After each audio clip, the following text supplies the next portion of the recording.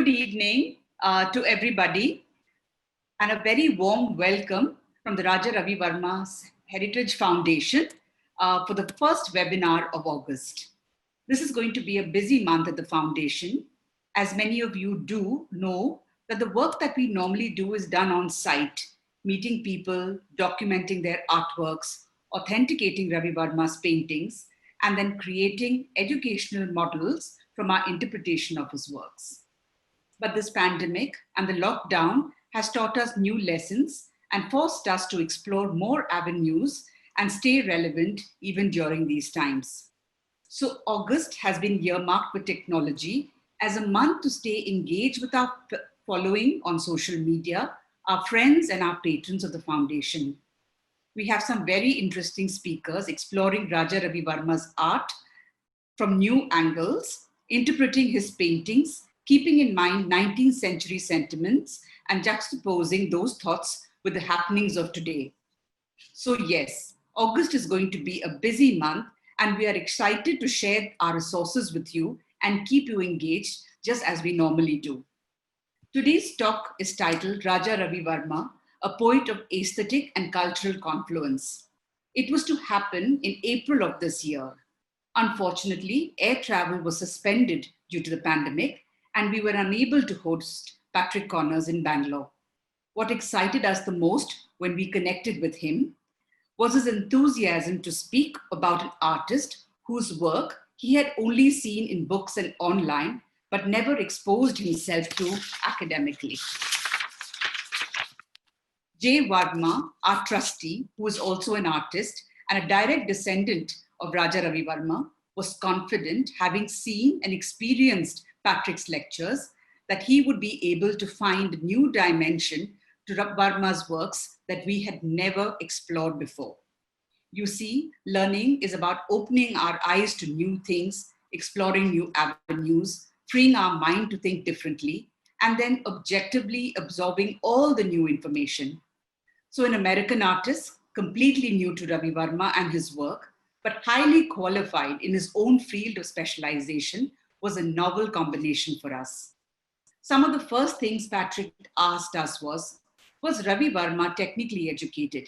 Did he use calculations and grids to create his works? We did not know the answers, and our guess is as good as yours. But what we did know and are attempting to do today is to understand through the eyes of a professional and contemporary artist the techniques that he is able to see and document by way of a lecture when examining Ravi Varma's work. So today, ladies and gentlemen, is not a talk on art history or the relevance of Ravi Varma's work to India, the nationalist time that he lived in. There are no lessons on Kerala or the royal lineage and family and his connections to them. Instead, it is a technical examination of Ravi Varma's paintings by an expert artist who has taught at the Yale University of Art, Philadelphia Museum of Art, and Drexel School of Medicine. He has taught at the Graduate School of the New York Academy of Art, the Pennsylvania Academy of Fine Arts, and the Institute of Classical Architecture and Art in Manhattan and Rome. Yes, his qualifications are as diverse as his personality, and I'm so very happy to introduce you to Patrick Connors. So without much ado, let me hand over this platform to him so he can share with you his insights and his preparations on the structure and technical specifications of Ravi Varma's art. Patrick, while you are sharing screen, I'll send a small message to the viewers from the admin team. One, the presentation is both voice and a visual presentation and is about an hour and 10 minutes with our technical follow-ups and things. And it's going to be followed by a Q&A. So I request you to notice the Q&A box at the bottom of your screen and to please pose your question, which we'll take as a Q&A to the speaker after the session. So the event for the first time on our webinar sessions is streaming live on Facebook on our FB page. So to all the attendees there, a very warm welcome. Sit back and enjoy. And this evening's program, which we have called Ravi Varma, a poet of aesthetic and cultural confluence by Patrick Connors. Welcome and All yours, Patrick. Thank you, Gitanjali. Can you hear me now? Yes, yes, yes, yes. Terrific. Thank you so much for that wonderful and comprehensive introduction. And first, good evening, everyone, and thank you for giving me your time to talk about Ravi Varma. I would like to thank the many people involved who helped to make this presentation possible. I will mention a few of the many. First, thank you to the members of the Ravi Varma Heritage Foundation. My thanks to Jay Varma, who first introduced me to the work of Ravi Varma, igniting my interest and enthusiasm for this impressive artist, his paintings and drawings. Jay also suggested that I consider presenting a lecture and help me conceptualize my presentation. I am pleased to say that the presentation today is due in part to his ceaseless encouragement, his artistic sensibilities, and his impressive knowledge. Also, a big thank you to Gitanjali Meni and Archana Shenoy for their professionalism, expertise, boundless ability to help, their patience, and good humor, both of whom made today's webinar and Zoom presentation a reality. Last, there were many books, websites, and articles consulted. I am indebted to many Ravi Varma scholars who shared their expertise and enthusiasm. Most of all, Ms. Rupika Sharla, whose book, Ravi Varma, Painter of Colonial India, was an indispensable resource in the course of my research. So in starting this lecture, I want to explain the title. And the Ravi Varma, Poet of Aesthetic and Cultural Confluence, and I wish to thank you in advance and thank my audience for their patience while I define the obvious and simplistic words, and I hope you'll be rewarded with a fuller explanation at the end of this minute or two. A confluence is the juncture or merging of two rivers, equal in size and strength, into one flowing waterway. Cultural describes the ethnic qualities, the practices and artifacts of a people. Aesthetic is the style or personal expression of an artist.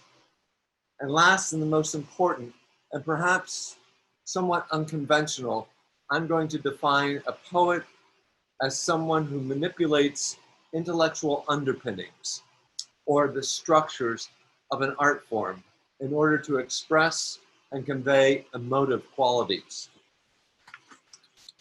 All this is to say that the lecture will examine the poet of light, Ravi Varma, who successfully merged Indian and European influences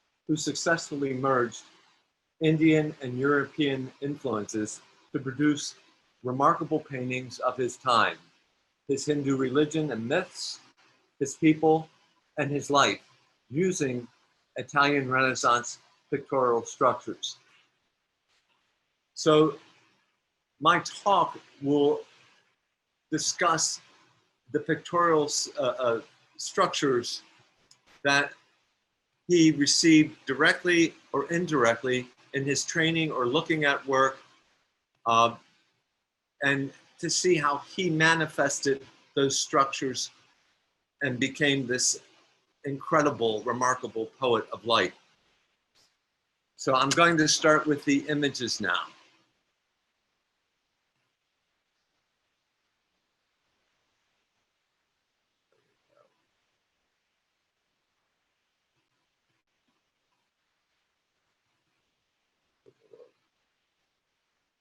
Pardon me while I get this.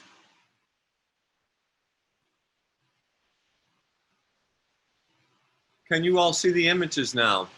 No, Patrick, we are actually only able to see a document. So I think you need to just close the screen or stop the screen share, please. Okay. Let's see here. Let me just do this. Maybe you could just stop the screen share right now. Okay. It looks like it's stopped. No, Patrick, we're still able to see. Thank you.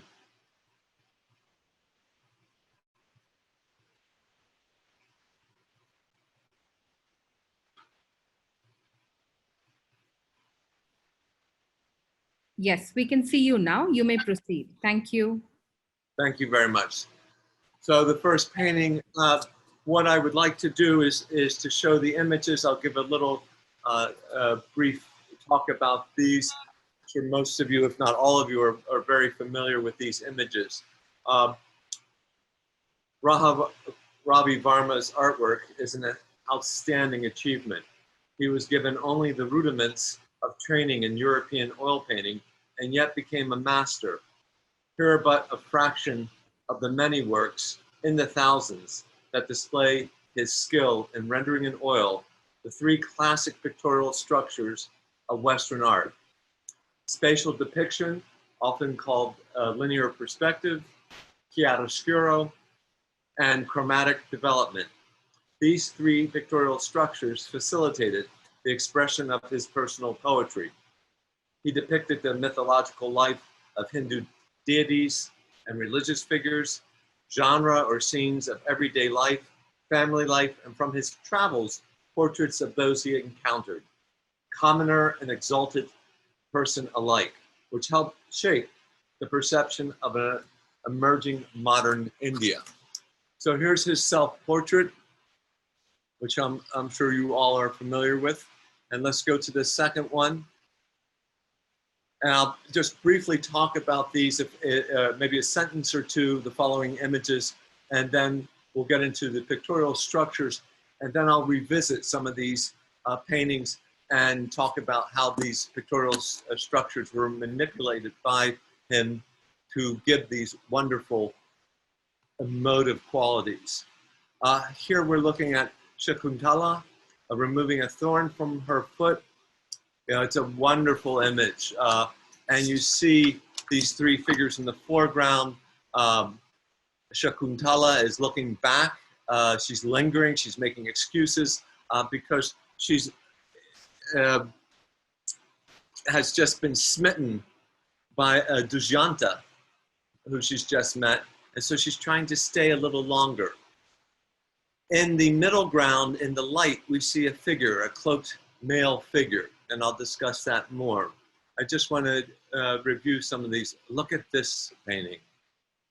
This is a magnificent moment in Hindu myth.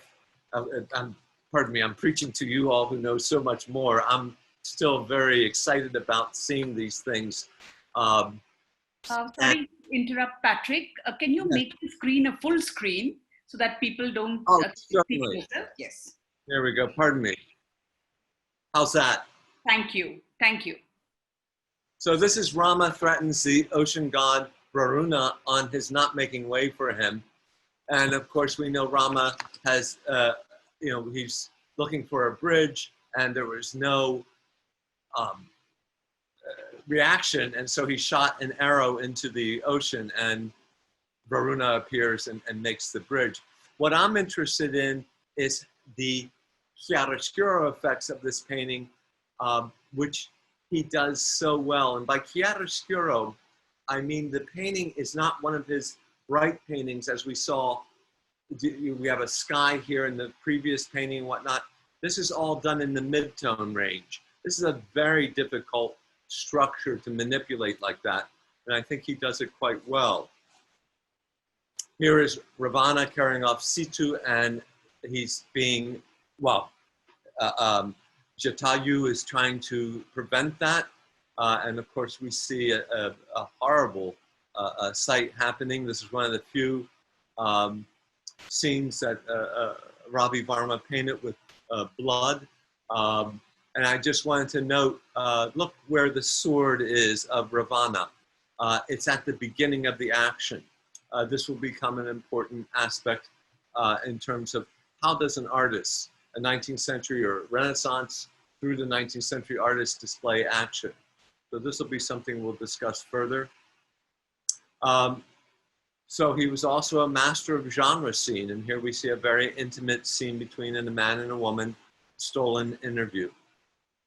Look how lovely that flower is painted. There's another genre scene, music hath charms. The detail of this painting, Ravi Varma loved detail, and he was able to convey that love. And that's another structure, the manipulation of oil paint, which we'll touch on a bit more later. Just a wonderful painting. The genre of those, people, everyday street life, gypsies of South India or poverty. It's a remarkable pathos that he's able to convey. And of course, perhaps one of his most famous is There Comes Papa. And I'll be talking about that more as well.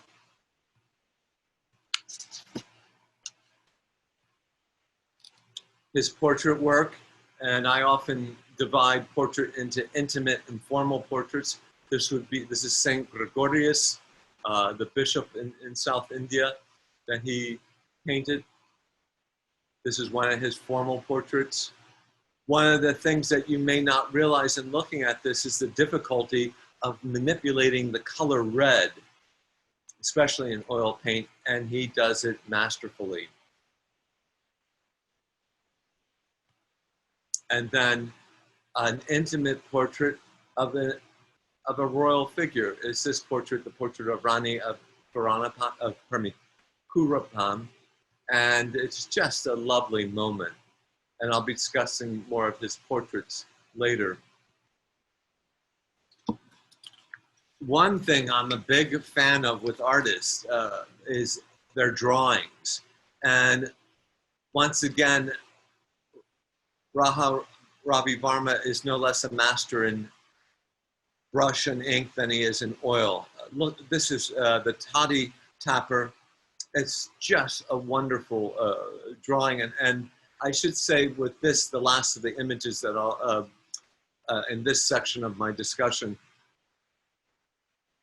there would have been easily another lecture just on his drawings. They're so rich with design, manipulation of the medium, and how he captures and sets up the scene. As you can see in the background of this landscape, there is a train with its cloud of steam coming out of the funnel, the train's funnel. So earlier I mentioned in my talk that we're looking at structure, and I thought a very useful comment or observation is from another poet, in this case a poet of words, the English poet Thomas Hardy, who had been a contemporary of Varma. And Hardy noted that poetry is emotion put into measure. The emotion must come by nature, but the measure can be acquired by art. And the measure are the pictorial structures I mentioned, and this is what we'll be talking about. And I start with this painting. This is, of course, Raphael's so-called The School of Athens. It is a remarkable fresco. It's about 20 feet across on the bottom, 20 feet from top to bottom. And it is in the Vatican. It was originally commissioned by Pope Julius II for his library. It's now in a room called the Stanza de Signatura. It's in a room for very official business for the Vatican. That being said, I'm using Raphael as an example for several reasons. And pardon me for just a second.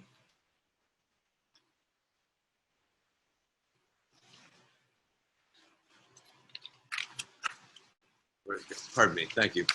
The three reasons are, although Raphael is not as popular as he once was, in the 19th century, when Ravi Varma was painting and training, Raphael was considered the most important painter in European,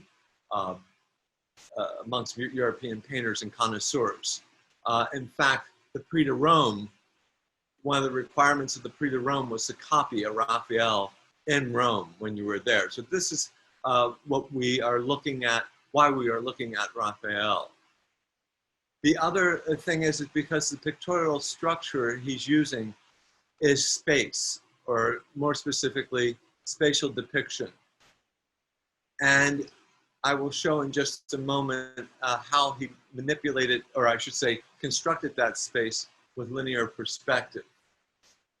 This becomes very important to not just Italian Renaissance painters, but also to the next 400 years of painters. I mentioned that the three pictorial structures are spatial depiction, which you can see here. This is a group of philosophers that in the center to the left there is Socrates, and to the right is Plato in the center under the arch. And then we see to the left and right of them other philosophers, and as you go down, we see even more. I'm showing this painting to show that space becomes very important to meaning. And I mentioned the second pictorial structure as chiaroscuro. Now, we often think of chiaroscuro as something very simple, how to model form, and I'll go into that a little bit more, but there's also the consideration of a chiaroscuro as a way to compose a painting, which we saw in two earlier images, Ravi Varma is a master of. The third pictorial structure is chromatic development, the idea of the harmony of colors, and of course all the colors have to obey the idea of space and have to obey the idea, or I should say contribute, not obey, but contribute to the idea of space and contribute to the idea of form projected in space. You'll notice that each of these ideas, each of these structures or concepts are based on light. And so this is the most important reason I'm showing Raphael, because he, much like Varma, is a poet of light. His entire pictorial structure is based on that light. And so here, the visual revolution, pardon me, here we go. The visual revolution, known as the Italian Renaissance, was fueled by the concept that light is subject matter. Originating from this concept, two innovations, linear perspective and chiaroscuro, defined not only the imagery of the Renaissance, but shapes the culture and the thought of its people. And I would like to add that influence was felt for 400 years thereafter, until the advent of photography, really. Let's go to the next. And so here you can see a very simple construction of linear perspective. And I just wanted to give an idea of how important it was, and in fact, Raphael and so many painters are using it. What's so fascinating about linear perspective is that it becomes the actor or agent of transmission of these ideas. In other words, it's by succeeding artists for the next 400 years, understanding perspective, and then understanding that light is subject matter. Let's just look at this. I just want to show Ravi Varma's ideas of perspective. In other words, even though there might not be a perspective projection, and there may never have, he understood intuitively the ideas of space and how a space would have a ground plane. And you can see this ground plane laid out. This is, pardon me, I didn't mention, this is Sita Bun Parvish.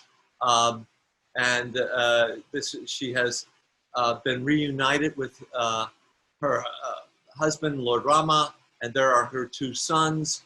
And she has made a declaration of celibacy since their separate lives for 5 years. And she said, you know, if I'm lying about this, or if I've been untrue in any way in thought or action, pardon me, not lying, but untrue, And we see that, in fact, Mother Earth has come up and grabbed her and stolen her away. And much to the shock of the people surrounding her, her sons, her Lord Rama, and the other participants in this scene. Notice, not only is the space set determined by an underlying perspective or a spatial depiction, but also Ravi Varma has used chiaroscuro very effectively to convey the terror, the anguish of the scene. And so we see in light the main participants, we see the anguish and anger of Sita, the shock, and this is all disappearing into a dark void. There will be no hope. So the chiaroscuro and the perspective have contributed a great deal to the emotive and emotional content of this scene. And I often get a little feedback or input from participants in the audience. They say, I never heard light as subject matter for Renaissance paintings.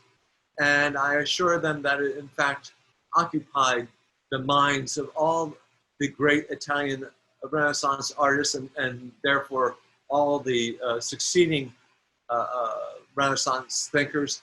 And I should just point out that it might be helpful to think of the Renaissance, the Italian Renaissance, or Renaissance in general, as a series of regional rebirths. That perspective was the agent of transmission. Now, that's a bit complicated, so, or perhaps I didn't state it, so permit me to clarify that let's start in Florence. We see this idea that light is subject matter, and by extension, space becomes subject matter, because as human beings, one way we interpret or perceive light is we interpret it as space. So there in Florence becomes this idea. In fact, this is where linear perspective is invented. And then from Florence, it goes to Rome. From Rome, it goes to Venice. From Venice, it goes to Milan. So these are a series of sequential rebirths, all interested and based on linear perspective and expanded on. In other words, linear perspective is a classic discipline for the transmission of the art, and then, because it can be taught, it can be learnt, and then it can be expanded on by the individual artist. And so it spreads throughout Europe. And by the 19th century, it hops the Atlantic Ocean to the Americas, the late 18th and early 19th century. And I would like to also extend that this idea, this rebirth, also extends to India. And although Varma is not the first, he is a pioneer, and it perhaps arguably its finest poet of space. So I include this thought from Leonardo's notebooks. Amongst the study of all natural phenomena, light most delights his students. He is explaining perspective. And this was the start of his writings. And if you're familiar with his writings, you know Leonardo is much like many artists we know. He is writing about that for a sentence, for a paragraph or two, and then he goes to another thought. But he revisits this thought quite a bit. He's fascinated with light. And I thought it might be very useful to provide a diagram, because perspective is the foundation for perspective is optics. And in fact, the English term linear perspective is based on the Latin term ars perspectiva, which is Latin for optics. And so in this diagram, we see the sun as the source of light, and we see several beams of light coming from it, representing, hundreds of thousands, millions of photons. But here, for our purposes, we have these beams of light, and they're striking a cube, what I have called the model. And a certain amount of these beams reflect back to the artist or to the person, and this is how we see. Very simple. And you'll also notice there's an eye level there that will also become very important in not only perspective, but in depiction. I'll show that later when we discuss Ravi Varma's Portraiture. So the great innovation of the Italian Renaissance, the great innovation of its perspectives, its poets of light, is to introduce an imaginary concept called the picture plane. And as you can see, the picture plane is parallel to the viewer. It's inserted between the viewer and the model, the cube. And there we see an image on the picture plane, which is the image of the model. In other words, this is an image made by light. This is the basis for so much thought of imagery in the Renaissance and for what I call representationist imagery, that which is based on light. And certainly Ravi Varma is a poet of light in this regard. Now, having said that, this picture plane, please remember it's imaginary. I often ask my participants in the audience or my students, I say, has anyone seen a picture plane? And some people say yes. And I say, no, you have not, respectfully. You've imagined one, but a picture plane is an imaginary idea. You have to imagine it. The paper that you draw on, the canvas that you paint on, and so forth, are only representations of the imaginary concept of the picture plane. And so I get to this point and I say something that becomes very important to all of our ideas on Italian Renaissance painting and depiction, but in particular painting. Why did oil painting become so important in the Renaissance? Oil painting's been known since the time of the Egyptians. And in the period of the Renaissance, the Quattrocento, the 1400s, oil painting was not the preferred medium of easel painters. Egg tempera was. So why, all of a sudden, did this medium go into an ascendancy? Why do we see from the beginning of the Quattrocento, the beginning of the 1400s, why is egg tempera, which had been the preferred medium for at least a couple hundred years of easel painters, Italian easel painters of the Duecento and the Trecento, why does it suddenly change? And the answer is, of course you already know, linear perspective. The idea of spatial depiction. Egg tempera did not facilitate ideas and concepts of space on the canvas.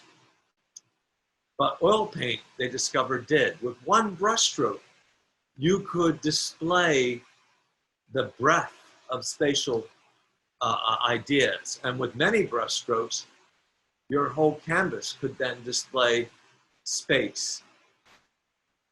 So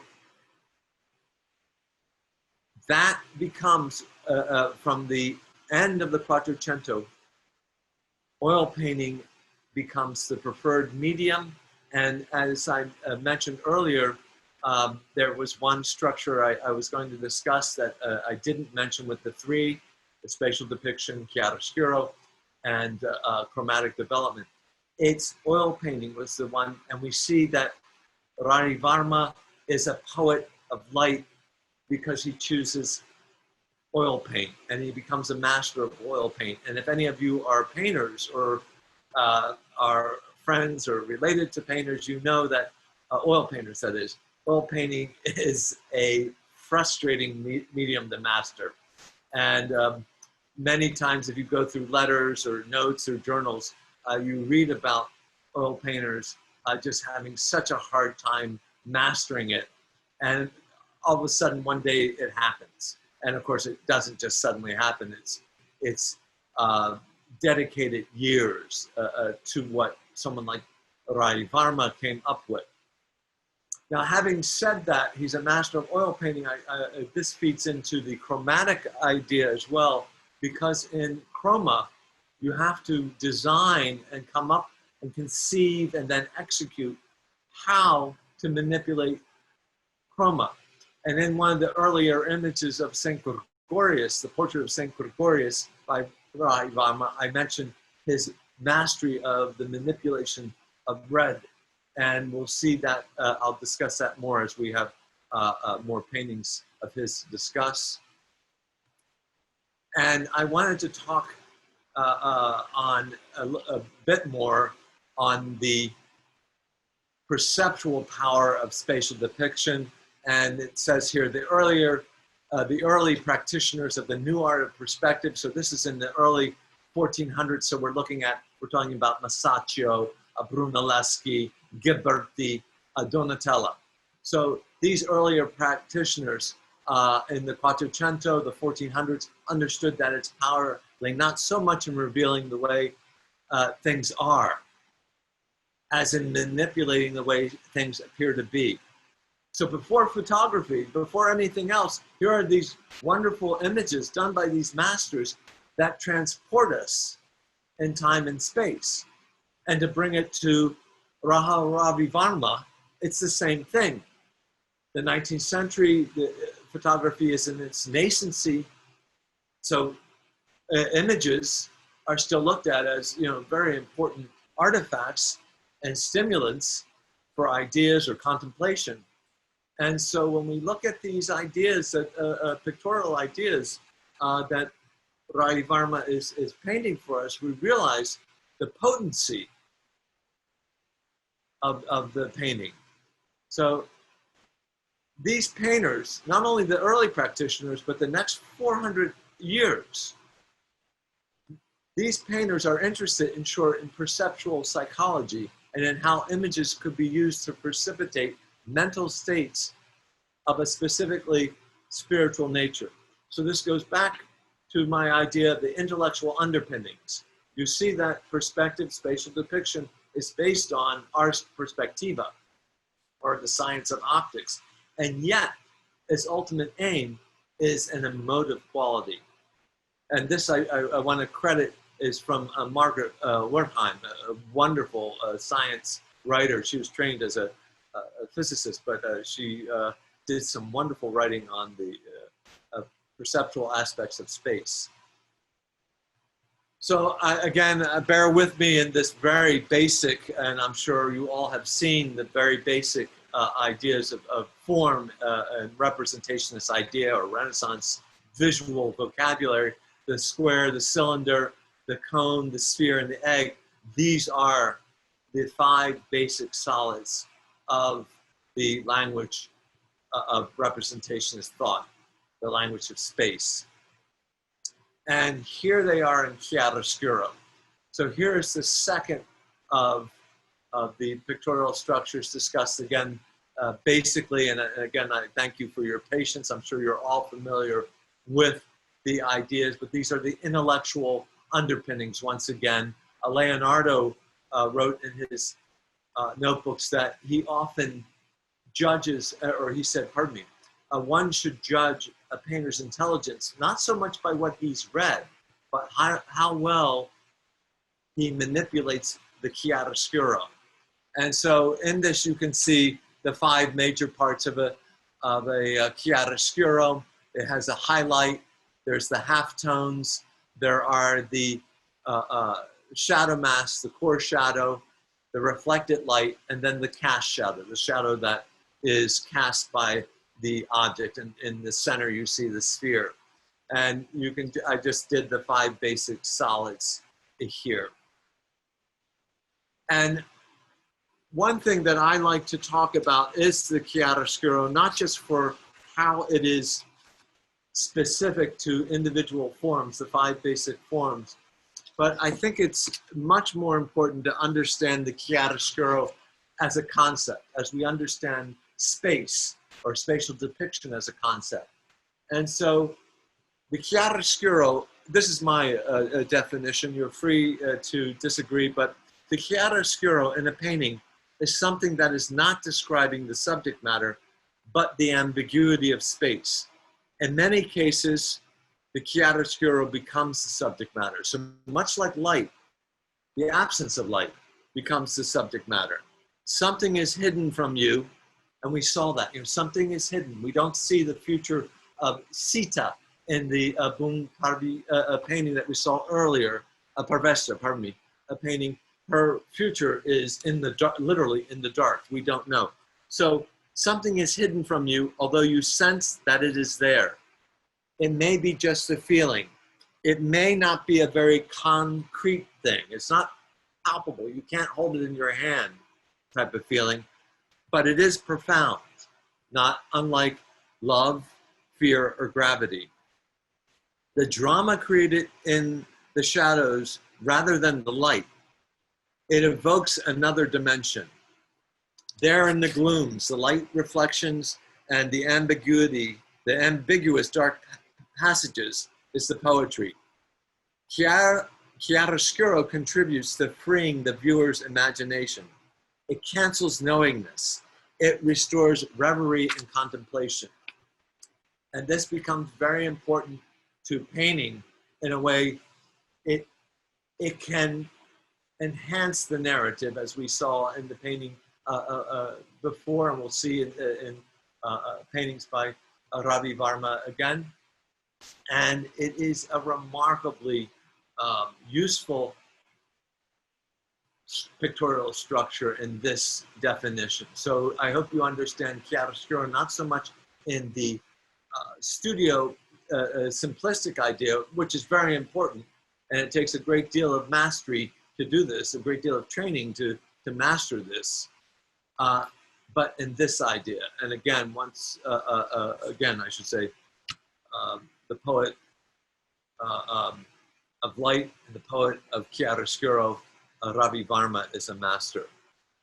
And of course, in Italian Renaissance painting, we're looking at Caravaggio. This is the Calling of St. Matthew. And we see chiaroscuro being used to precipitate a very profound religious moment. This is to the right, the figure with his hand up with the diagonal shadow is Jesus Christ. And he is calling St. Matthew, who is the old figure. Actually, there's some discussion about this sometimes. St. Matthew, who is counting the money at the time of this painting, or at the time of this moment, pardon me, which this painting represents. Matthew is a tax collector, and this is Christ calling him to his ministry, to his mission. And so you can see how effective the chiaroscuro is. And of course, as we analyze this in terms of pictorial space, we see how impressive, but at the same time, not so apparent is the perspective. You see the perspective of the window shutter, the bench, and the table. These are all implicit moments contributing to that space, contributing to the contemplative moment. The contemplative moment is here. He's about to be asked to give up his life of, the mundane routine, a life he probably enjoys. He has a family, he has a job.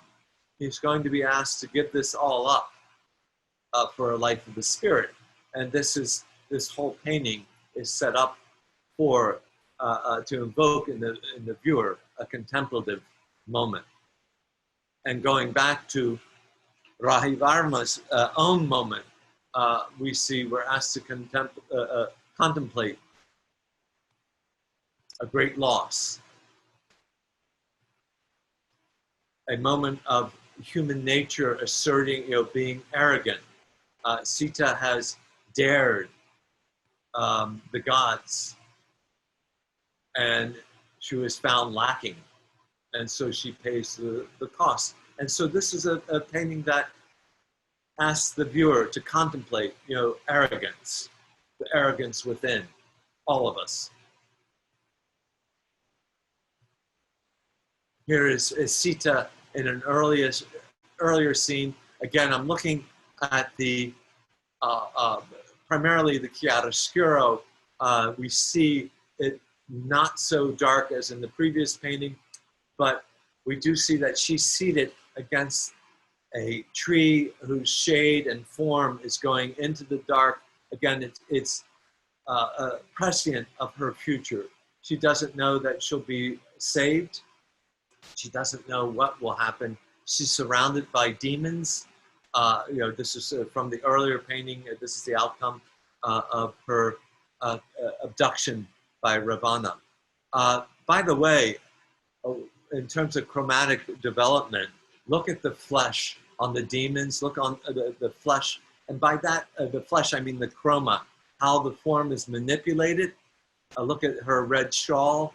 These are all wonderful things that we never consider because they're done so well. These are things that contribute to our enjoyment. And for this painting, will give us pause. We'll stop and think and contemplate about, again, when we are in difficult times and we don't know the future. What happens to us? It does seem sometimes that we are surrounded by demons. And what do we do? And so this painting is something that alludes to perhaps there's hope. I just can't get over, though, how well he's painted the dark flesh of the demons.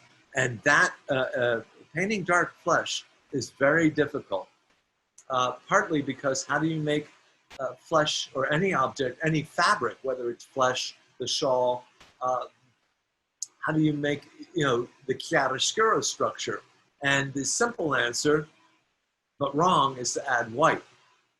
It is much more difficult to make flesh or any fabric, but particularly flesh, light, to give it its chiaroscuro resonance. And as we can see, once again, Ravi Varma shows his skill in this. I love this painting. This is just such a wonderfully, it's just such a gorgeous painting. And I should mention, and I'm sure you all know, this is a rather large painting. This is almost 6 feet tall by 3.5 feet wide. And it's one of his later canvases. And in here you see the mature master,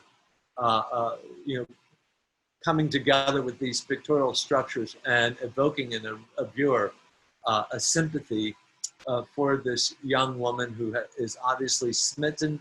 And I want to again look at the chiaroscuro. We see in this painting, unlike the previous two, the foreground is in the shadow. It's the middle ground that's in the light.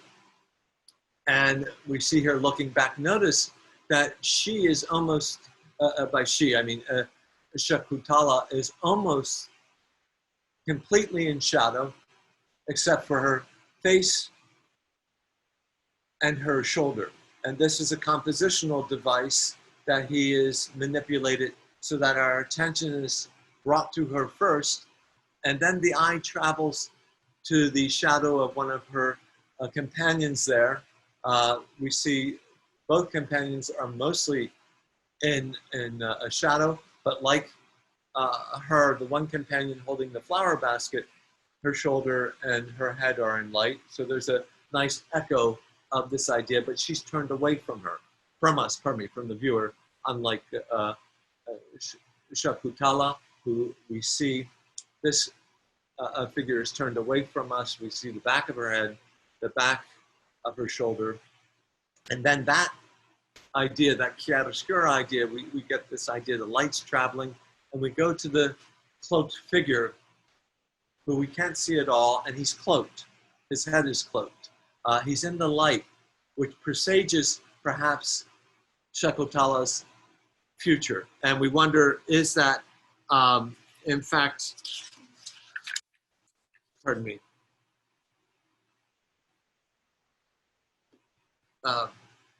is that in fact the sage Durvasa, the short-tempered and great sage Durvasa? Will this be, is this a presaging of the tumultuous events that play out in her future? Wonderful. Look at the color. You know, I just want to dwell on this painting. You know, it's as much a wonderful narrative, a poetic construction, as it is a landscape. Look how important the trees are to the composition. And you'll notice something that Ravi Varma also does very well, which is the painting of landscapes. And he gives each tree its due. Now, this is, again, is an Italian Renaissance idea that you see very often in Titian, well, I should say you see it often in Italian Renaissance painting. Each tree is given its due. Each tree recognizes the spirit or nymph of the tree, and we sense the entire spirituality of this moment, this painting, with each tree depicted by Ravi Varma being different. Look at the tree to the right. We see just a partial bit of it. We travel, the eye travels to the tree in the middle distance there. Notice that it's no longer upright, it's arching over. Not only as a matter to help the composition, but as a matter to give an idea of nature, the great variance in nature. We go back even further in the distance, we see another tree, still different. Look at its foliage. Look at its angle and its branches. It has an angularity to its branches that the previous two trees do not. And then look at the background. You know, our ideas are further enhanced by this idea of space, and then the sky. And you'll notice as he moves back in the distance, or pardon me, as the painting moves back in the distance, we lose the vibrancy of color in the foreground. We lose the detail, the contrast of the foreground. And this is another idea of perspective. This is the perspective of color, and this is the perspective of atmosphere. And so, as I just pointed out, in both perspective and perspective of chroma or color and perspective, atmospheric perspective, things tend to lose their contrast, their detail, their color. They tend to take on a bluer hue. And once again, a little further along is Shakuntala's impending calamity. And again, look how he manipulates the chiaroscuro, the overall chiaroscuro. And this is a very, I cannot tell you enough how difficult this is to do, to have the chiaroscuro manipulated by this. By that I mean to have shadow mass and at the same time to have form and space. Most times you'll see a painting, it'll go flat or it'll be too dark. Here, Ravi Varma has all the form, all the space, as if the painting has been, you know, completely lit.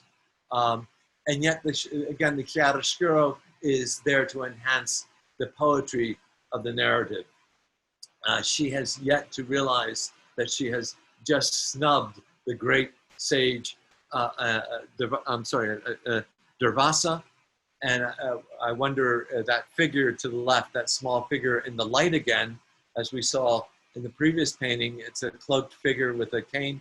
Is this Durvasa, or is this not an allegorical figure, but a poetic figure that is presaging the future, her future? Just a wonderful painting again. I'm very impressed by his ability to do landscapes. And it's interesting in my own research, I've yet to find any, with rare exceptions, there isn't a body of landscape painting And that's not unusual. He was, you know, he had so much to do between his own commissions and so forth.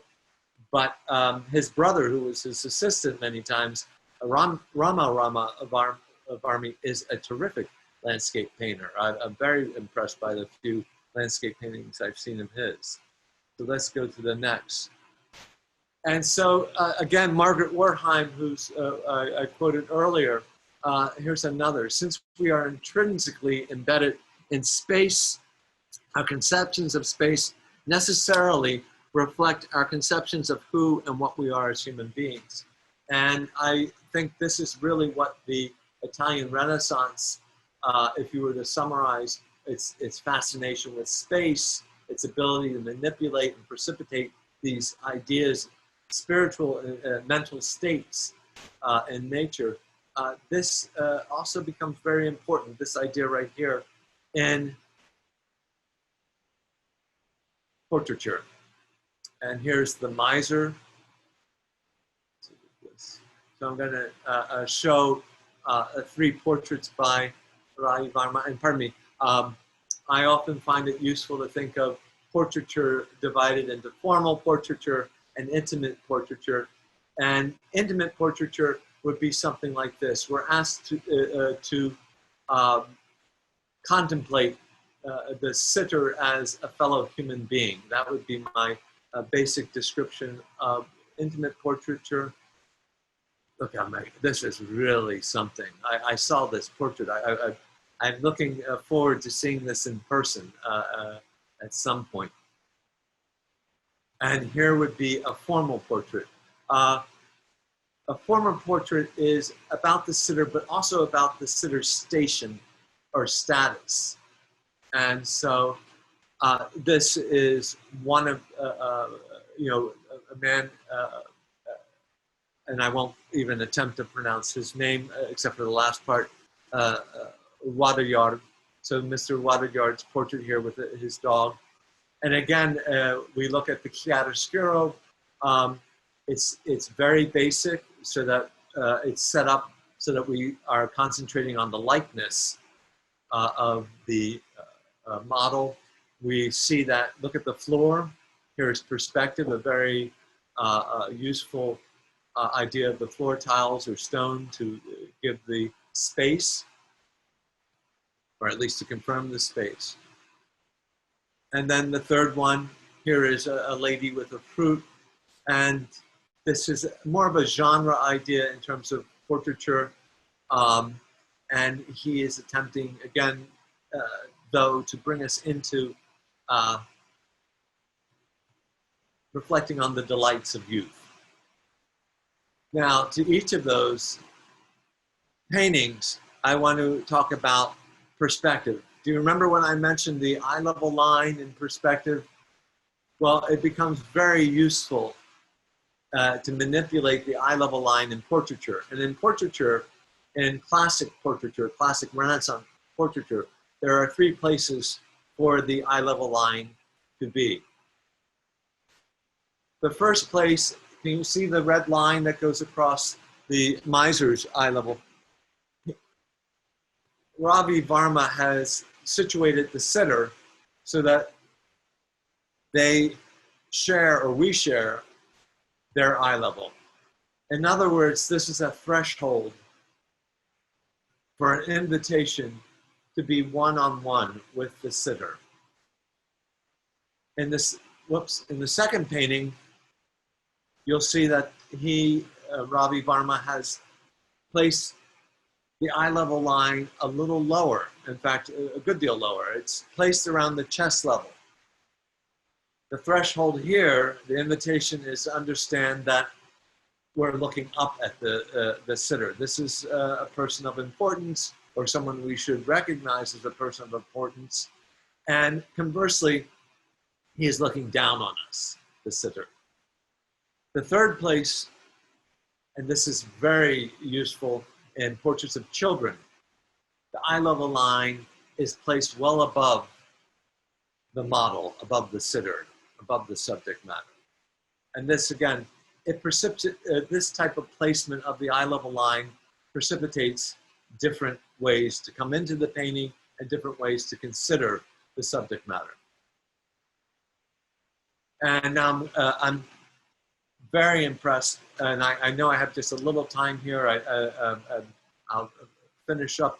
A portrait at its best should be a poem full of space and reverie. This is from Charles Baudelaire, who you may know as a poet, the Fleur de Mal, but he was also a writer, a reviewer of the salons, the exhibitions in Paris during the mid-19th century. And I think that this painting, The Miser by Ravi Varma, is a poem full of space and reverie. You are invited to look at him on equal level, equal footing, and it's just this wonderful moment. I'm going to go a little faster. I don't want to go too much beyond my space. I included Raphael's extraordinary portrait of Balfazar Castiglione. It's in the Louvre. Again, the eye level line is, we're sharing it with him. I bring this in to remind you how important pictorial structure is, how important Raphael was to painters. By the way, this is his, 2020 marks the 500th anniversary of his death. I thought there would be, a wonderful way to honor both Raphael and Ravi Varma, their legacies, by including him. I also wanted to show that Ravi Varma is not the only painter to look at Raphael directly or indirectly, or be influenced by Raphael directly or indirectly. This you may recognize as Rembrandt. This is an ink drawing. Notice that both in their drawing, Ravi Varma and Rembrandt prefer pen and ink and brush to drawing. This is Rembrandt's drawing of this. This painting ended up in Amsterdam, in Amsterdam, pardon me, at an auction. And the notes around Rembrandt's drawing are notes, you see 3,500 in the upper right-hand side. That's how many guilders it sold for. And of course we see 1639. So, and I just want to show how another poet of light, Rembrandt, interprets Raphael. And this is his portrait using the same pictorial structure of spatial depiction, of chiaroscuro, of chromatic development. This is Rembrandt's portrait at age 34. And so we go back to The Miser by Ravi Varma. We see that these pictorial structures are the same no matter what, and yet in the hands of a master, they can be manipulated to make great poetry, profound poetry. Here's his portrait of St. Gregorius, and here's the portrait of Rani of Kurapam. Just lovely. And you'll notice I didn't mention, in this portrait, the eye level line is well below St. Gregorius's eye level line. We're meant to understand this as an august personage. And yet in this, a member of the royal house, we're put on the same level. We're asked to look at her as a human being, devoid, or for one moment removed from her royal status. So the last three paintings are the gods of love revealed in innocence or by innocence. And I wanted to talk about Raphael's Christian God and Ravi Varma's Hindu God, in particular Krishna. I wanted to see how they make the important aspects of compassion, tenderness, and love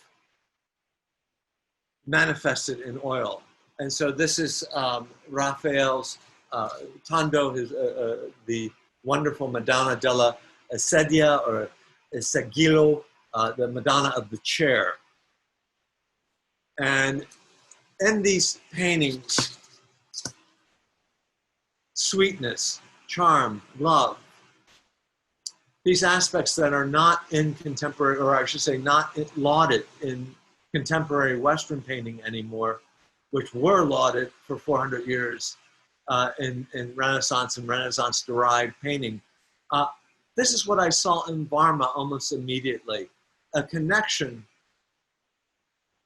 with not only the pictorial structures, but with the poetic and human qualities. And we see here, this is Yashoda pointing out to Balakrishna, his cows. We see this moment and we know that there's an innocence, there's a charm, there's a sweetness, there's a tenderness, there's a compassion. The same in this more prosaic idea of home life. We see all of that. And I wanted to point out that these are things that are lacking, or seem apparently lacking. And I hope that that you'll agree with me. Well, I shouldn't say I hope that you'll agree with me. Pardon me. I hope that I've done my job here to show how important Varma is in expressing these ideas that have become missing in our day and age, the ideas of tenderness, of compassion and love. So thank you very much for your time. And I will now, I guess I'll stop doing this and I'll take your questions. Thank you, Patrick. Thank you for that very wonderful talk. We have a lot of questions that have come in from our audience. But before I begin addressing them, I would just like to point out something to the audience. We clearly mentioned at the beginning of the talk that Mr. Connors was going to be examining the technical specifications of Ravi Varma's paintings. Hence, we will not be addressing any of the questions where, some of our audiences have pointed out, small misunderstandings in the epics, which we would really not like to address at this point of time, because you are talking to an American artist. He doesn't have too much knowledge of, the Hindu epics or their importance or the importance of the characters in them. So please pardon us, we will not address those questions. If you have any further queries, you're free to write into the foundation to the email address from which you got your registration link, and we will take them up separately. But we have a lot of interesting technical questions that have come into us from the audience. So I'm going to begin with, a few of them here. There is a gentleman by the name of Durgaraj Srinivasa Rao who has said, can you explain what are the major differences you found in Ravi Varma's oil paintings and the European oil paintings? Apart from chiaroscuro, chroma, and picture plane, what were the other differences that you found in a Ravi Varma painting and in the painting by a European artist? Certainly. Thank you for the question. And by the way, thank you for all your questions. And I, at some point, I hope to be in India, and I hope that all of you will talk to me and teach me about and correct me on those mistakes I made in the Hindu narratives and myths and so forth. But on that note, the differences are much harder to articulate verbally than they are to see in the in the paintings.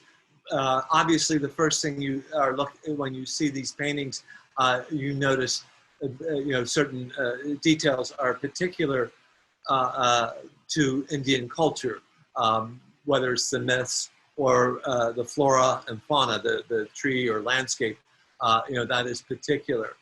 But I sense that the question is more of, are there specifics? And quite frankly, I have to say in answering this, that it would be the same, I would have the same problems in answering the question about Rembrandt. What is particular to Rembrandt that is different from Dutch painting or Italian Renaissance painting? And so my answer actually is, structurally, I see no difference.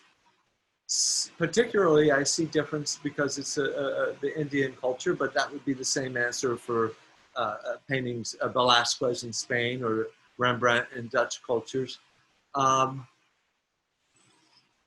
trying to think here in his modeling of form.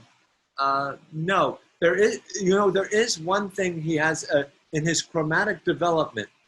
Although he uses color to accentuate form and to particularize form and space and the space itself,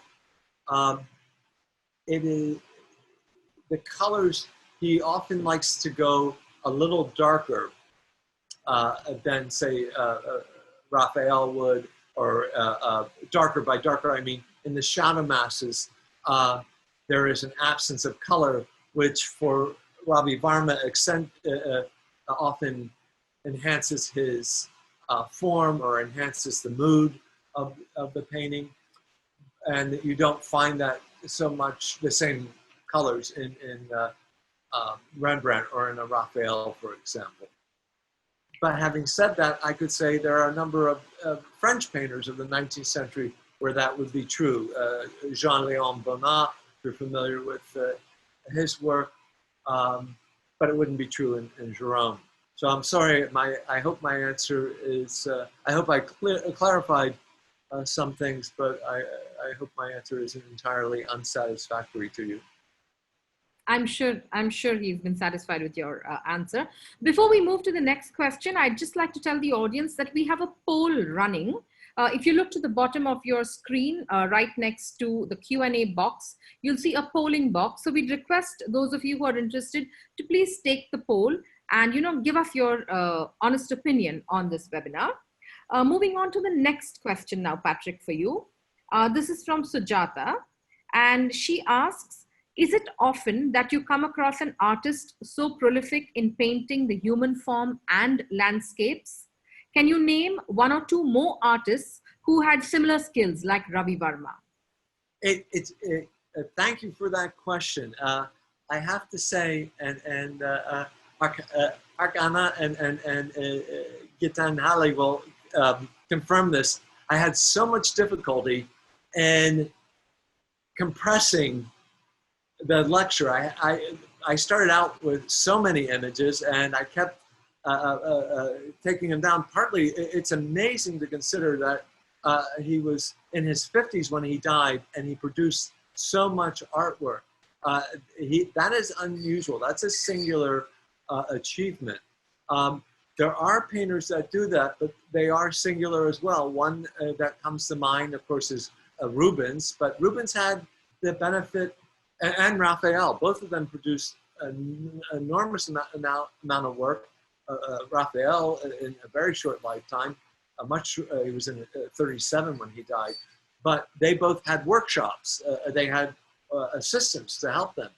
A contemporary of Ravi Varma would be the French painter Bouguereau, who would be his equal in churning out a very impressive masterpiece after masterpiece, but there aren't many. Perfect.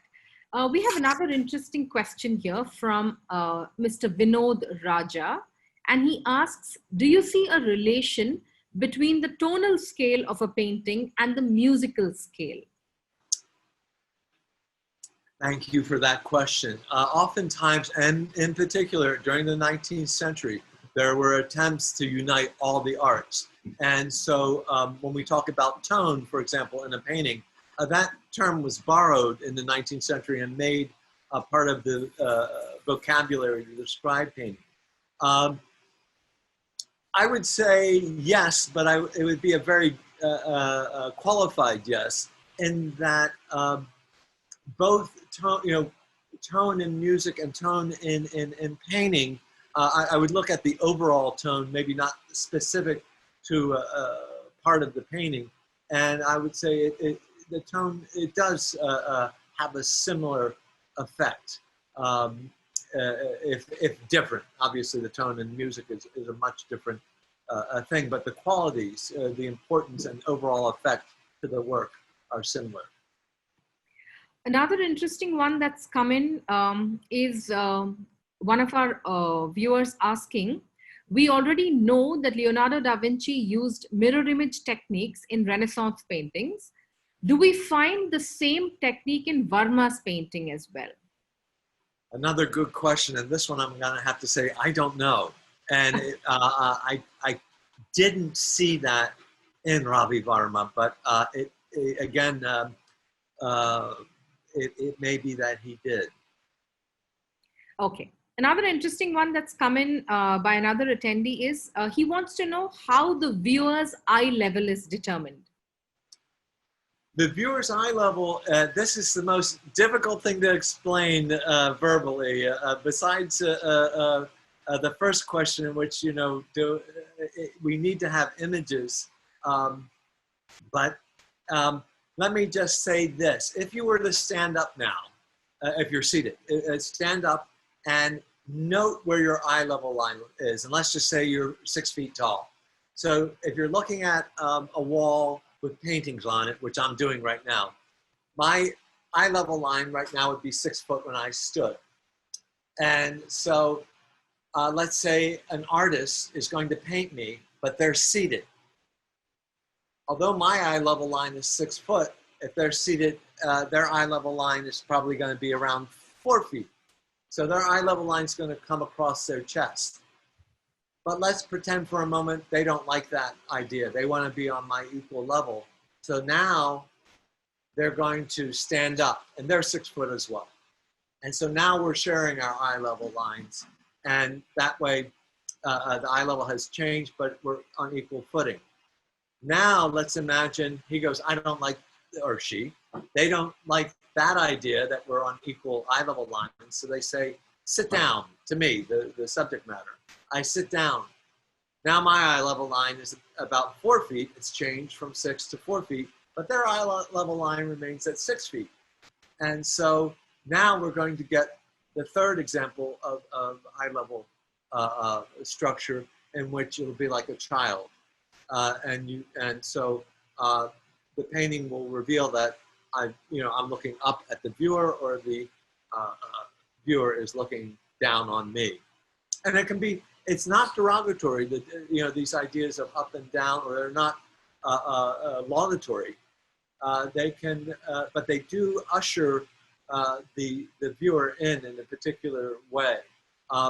In the eye level line being over the head is often for children's portrait, I pointed out, like Sargent's a wonderful portrait of the Watt daughters in Boston Museum here in the United States. And it's done as a way to for us to have compassion for those that are not on our equal footing. Well, another interesting one that's come to us is, an attendee asking, Jyoti actually from Chennai, asking you to explain the concept of space and light in a painting like The Miser. So in The Miser, and this would hold true for all of Ravi's paintings that I've seen thus far. So if I was going to try to recall it, but that might not work. I don't know how to manipulate that. But That's okay. In that painting, let's think about the space. Pardon me, let's think about the light first, because light is the primary subject matter. Do you remember where the light was coming from? And in that painting, the light is coming from up top and right. And since this question was asked, I'm going to give a little longer explanation. I didn't feel I had time to talk about this. But in classic lit subject matter, whether it's portrait, landscape, but particularly in portrait and still life, the light is coming from above, and it's to the left or right of center. In The Miser, we notice that it's coming from above and it's to the right of center. So that then affects how the form, we perceive the form. Now, we as human beings, remember the organ of sight, take off my glasses, the organ of sight is not these things, our eyes. These are the receptors of sight. The organ of sight is this thing, the gray matter between our ears. That's where we understand that light we perceive as space.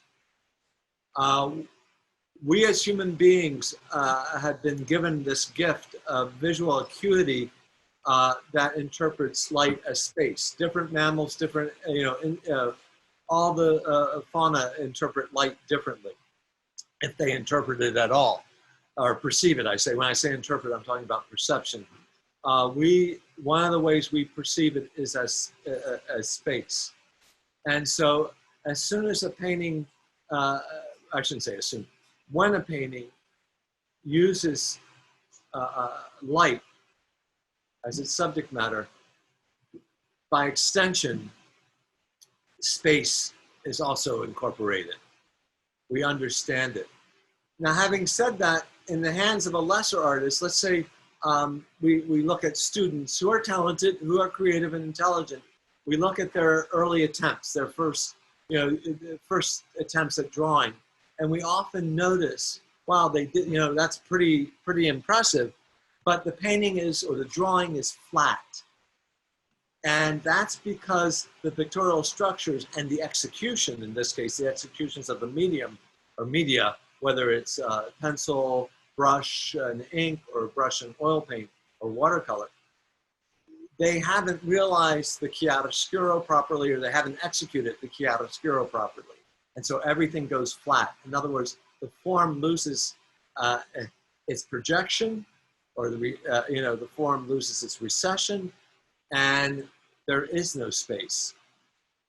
So basically what you're simplifying and saying is that it depends hugely on an artist's skill level to what, the way he executes his painting and the way you perceive what he has executed. Exactly. Perfect. So we have one more question which we will address before we close this session. What did you mean when you, used the term genre idea of portraiture? Genre is a very broad catch-all for when you're trying to remember, or not remember, but when you're trying to cover a number of ideas. And genre in describing artwork can refer to the everyday life. So when he, in the Ravi Varma painting of poverty, gypsies in the South India, that came under the heading for me as a genre painting. This is something that the viewer or the painter would see every day, as was the stolen interview. That is something you might not see every day, but you're familiar with it. So these are snippets or vignettes from everyday life. Then, unfortunately, genre can be used to describe specific categorizations of painting. For example, we have the genres of portraiture, we have the genre of still life, we have the genre of landscape and figure painting and narrative painting. And so it's used, I apologize for using it interchangeably without explanation, but thank you for the question and allowing me to clarify that. Thank you for the answer, Patrick. And before I invite... sorry, I have to, can I just come in? Yes, exactly. Sorry, I was just handling the Facebook questions. So I just thought I'd pull out one or two from Facebook. So I can just ask the first one. Yes. So somebody called Ajit Nagarpurkar says, you seem to have studied and appreciated Shakuntala to great detail. And yes. You mentioned the tree and you mentioned the shadow. And there's something more, on why you found that particularly a nice painting. And, you wanted to, on your lecture, bring it up so much. Is there a personal preference?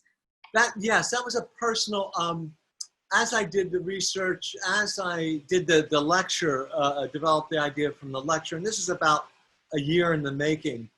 That painting, much like the Miser, and a number of paintings that I didn't use, just kept returning. I would see it again and I'd see something new in it. So it for lack of any other reason, it became a personal, it was a personal preference. And then seeing it again on screen today, I noticed another thing. It was, just kept revealing itself to me, much like the Miser, much like St. Gregorius. The whole story, the myth, which I'm not obviously not very familiar with, but I tried to read as much as I could over the past year of Hindu myth and religion, so I could understand a little bit better what he was depicting. She becomes I don't know. I loved her story, and I think it's a story that, unlike the story of the deities, hers is a story that has a very important human drama to it. Or I should say, one that we can relate to, an important human drama that we can relate to. Thank you, Patrick. And just for the second and the last question, I thought I shortlisted two. Was there any influence of such paintings in the spiritual journey that America was going through in the 19th century that might have influenced you? And, that's it. So that's the question. So this is a question about my personal development and personal aesthetic. Is that what I understand it? Was there any influence of such paintings in the spiritual journey that America was going through in the 19th century?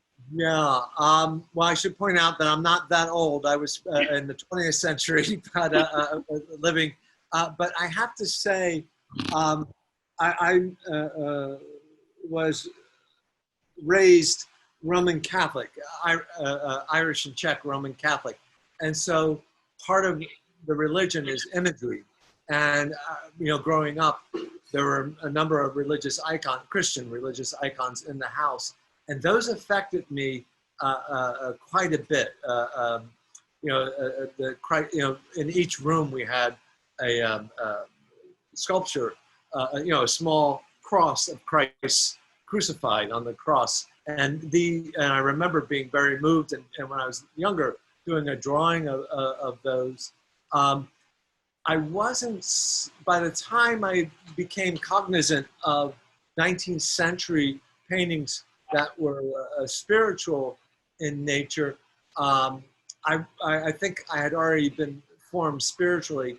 And if I was looking at 19th century painting, I was looking at Thomas Eakins, the Philadelphian painter. Where I trained at the Pennsylvania Academy of Fine Arts was the school that Eakins taught at 100 years before I was there.